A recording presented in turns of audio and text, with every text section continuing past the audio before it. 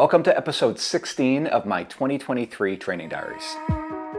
We've been back home here in Vancouver, Canada for 3 weeks now, and it's been almost a month since the Moab 240 mile. And in that time, I've done very little running, but I'm now finally starting to ramp my mileage back up.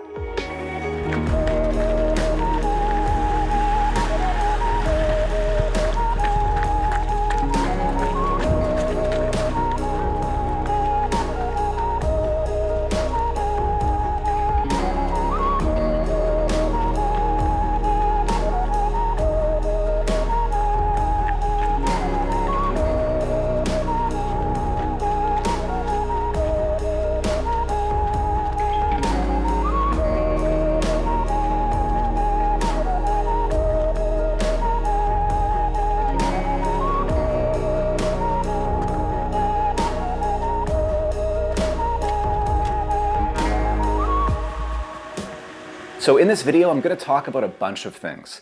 Now, first of all, I want to talk about how my recovery has been going since the race and what my plan will be moving forward for the rest of the year here as I head into my off season. I'm also going to talk about some of the new gear that I've been testing, including a couple of things from COROS and some new shoes from Salomon, as well as the sweat test device that I mentioned now a couple of times, but I'm finally ready to talk about that in detail as well. I then want to address some of the stuff that I missed talking about in my last video about the race. Things like my foot care regimen and the shoes that I ended up using. We're also about to launch a brand new trip that we'll be hosting in April that we're super excited about. So stick around until the end of the video to hear all about that. I talked last year in episode 25 of my 2022 training diaries following UTMB about how I normally approach my recovery after big events. And I typically will take 1 day off for every 10 miles or so raced. So about 10 days completely off from exercise following a 100-miler, followed by the same period doing mostly easy activity, walking and some light jogging, before finally returning to any kind of structured training, while still limiting excessively long runs for quite some time. So we're talking at least a few weeks before getting back to regular training. But after a 200-miler, I don't really find that I need to double this. The recovery, it's not that much different from after a 100-miler. Although I do find that the fatigue, it's this deep fatigue that tends to last much longer, and it can take me a lot longer before I really feel motivated to start training again. So there's a little bit more of a mental burnout as well. But I felt pretty good after this one, and I think that was partly motivated by my result of the race, to get moving a little bit sooner than I normally would.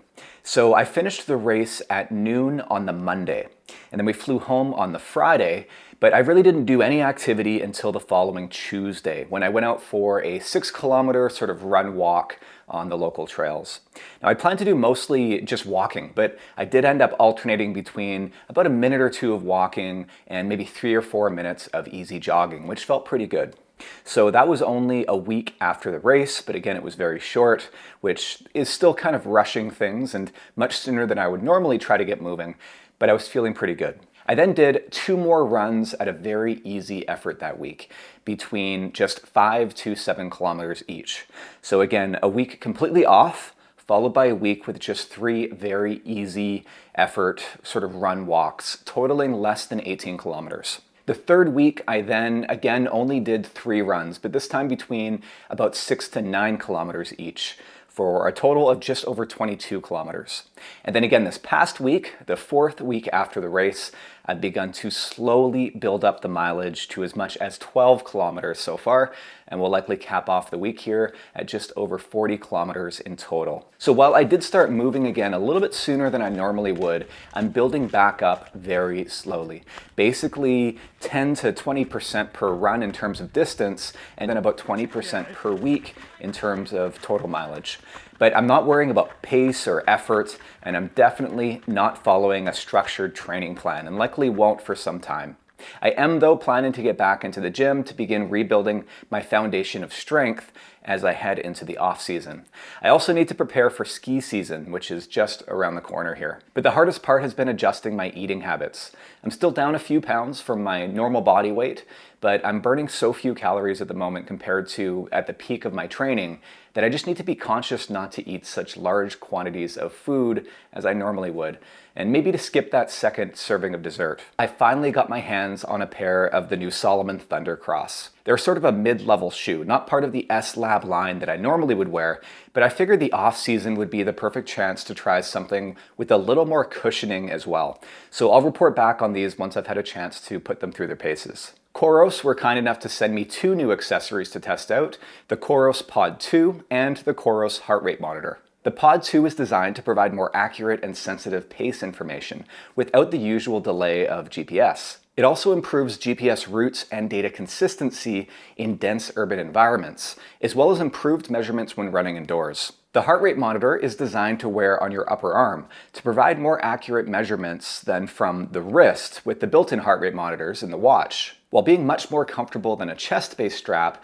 and almost as accurate. I've been monitoring my heart rate variability over the past few weeks using my COROS Vertix 2. This measures the fluctuation in time intervals between heartbeats, and it's meant to help measure fatigue and to give you a sense of when you're ready to return to training following a hard workout or a race. And the data can then be analyzed right in the COROS app or in the COROS Training Hub on the web. And I'll talk more about how I use the Training Hub in the next episode.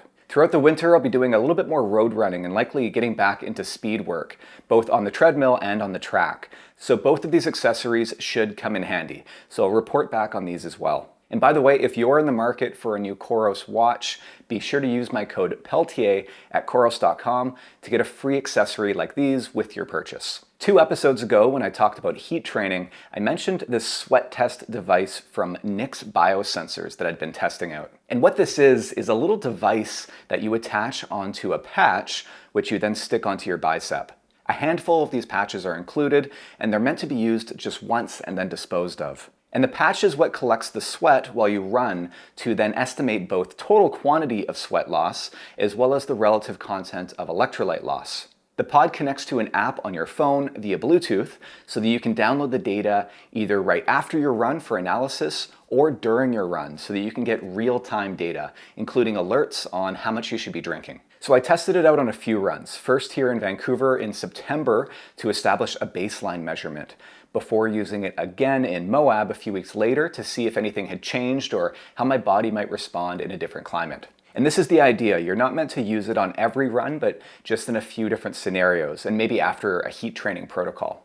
But you can then use this data to better plan your hydration strategy. Now, I'm not totally sure how accurate this device is. I'm first of all trusting that the patch is effective in collecting what would be a representative sample of sweat and electrolytes, and then that the algorithm that's used is able to properly estimate my total sweat loss over my entire body. But there weren't any real surprises here. It sort of confirmed probably what I would have suspected. Now, I'll have to do a few more tests in different conditions over the coming months, especially at different levels of effort. For example, I'd love to see how much I sweat when doing a hard speed workout indoors on the treadmill. So one thing I didn't discuss in my last episode was my foot care regimen during the race. I put a lot of thought into this ahead of time, and I was inspired as well by Jeff Browning from the film Breaking Moab about his course record attempt there. And he, I think, was having some issues with developing a rash on his feet, and he ended up having to wash his feet fairly regularly in a foot bath. But I realized that this might be the best way for me to deal with the fine sand and dust, which is one of the biggest challenges in an environment like Moab. So we picked up a little tub and made a plan to have a foot bath ready for me roughly every 50 or 60 miles. Audrey would heat up some water and mix in a little bit of soap. And I'd basically soak my feet while I was eating to get all of the sand off, and then would dry them, re-lube, and put on some fresh socks. So I think we did this 3 or maybe even 4 times throughout the race, which I'm sure wasted a few minutes, but I finished the race with my feet in perfect condition, not a single blister, which is a lot more than I can say for the majority of the other runners. Now, I don't normally have a huge issue with blisters anyway, but I think that this was just one of those examples of an area where we were really able to improve on and something that we were able to control to ensure that my feet wouldn't be a problem at all during this race. Now, when it comes to shoes, I started the race in the Salomon S-Lab Ultra 3, which have really grown on me this season, and it's what I ended up doing most of my training and other events in this year, including the Bob Graham Round and the Pyrenees Stage Run. But by the 180 mile mark, I developed a bit of swelling in the tendon on the top of my left foot. I'm still not sure if this was because I might have had that one shoe done up just a little bit too tight and it was applying pressure, or if it was just an overuse injury from that repetitive dorsal flexing for multiple days, or maybe a combination of both. But at that point, I changed into the Salomon S-Lab Genesis, which I had as backups, and it seemed to alleviate the issue. So in hindsight, I either should have changed my shoes much earlier, or better yet, had just run in the Genesis for the entire race. They're just a little bit more generous in the toe box and a little bit more comfortable overall, while providing a little more cushioning underfoot as well. And they're what I ended up using for the second half of UTMB last year after having run the first half of that race in the S-Lab Pulsar soft grounds. But as I said, I still managed to finish the race with my feet in pretty close to perfect condition, aside from a little bit of that inflammation on the top of my left foot, which took a few days to subside. I also had some scrapes and bruises from a fall that I took in the final miles on the technical descent down from Porcupine Rim when I was chasing Jesse. I managed to trip and I body slammed some rocks, sort of shoulder first, which really knocked the wind out of me. But otherwise, my legs and my body overall felt great. In fact, I felt better after this race than either of my previous 200s. And I attribute that to the fact that the race was just so much shorter in terms of time on feet, despite being longer in distance and having run those last 12 miles or so at such a hard effort, which at the time I thought I was really going to pay for later on. Having said that, I was really fatigued as expected, and frankly, I haven't had much motivation to get moving again since the race. I think the fact that I had such a big and busy season with so much travel and so many smaller goals along the way, I was really just looking forward to some time away from anything resembling training at all. Now, as I mentioned off the top, we are about to open registration for a new trip in April of 2024, working again with Vagabond Trails, who we partnered with this year for the Tour de Mont Blanc, but this time taking a group with us to Ecuador for a trail running retreat. This is going to be a dream trip that will take us from the Andes to the Amazon jungle. And Veronica of Vagabond Trails is from Ecuador, so this is one of their most beloved trips. But we'll be putting our own spin on it by tailoring it specifically to trail runners, complete with workshops on things like running technique, along with other activities like rafting. The trip we hosted on the Tour de Mont Blanc sold out in less than 24 hours. So if you're interested in learning more and want to be the first to be notified, then enter your email address at the address on the screen, and I'll also include that in the description below. So that was a lot to cover, but in the next episode, I'm going to do a deep dive into my training in lead up to Moab. Because while I took you along with us on our travels this season, I didn't do a very good job of putting it all into perspective in terms of my overall mileage and my build up and taper in lead up to the race.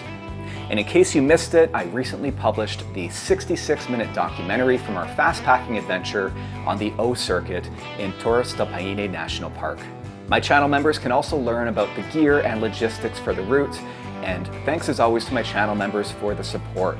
You can become a member and support our work by clicking the join button from within a web browser.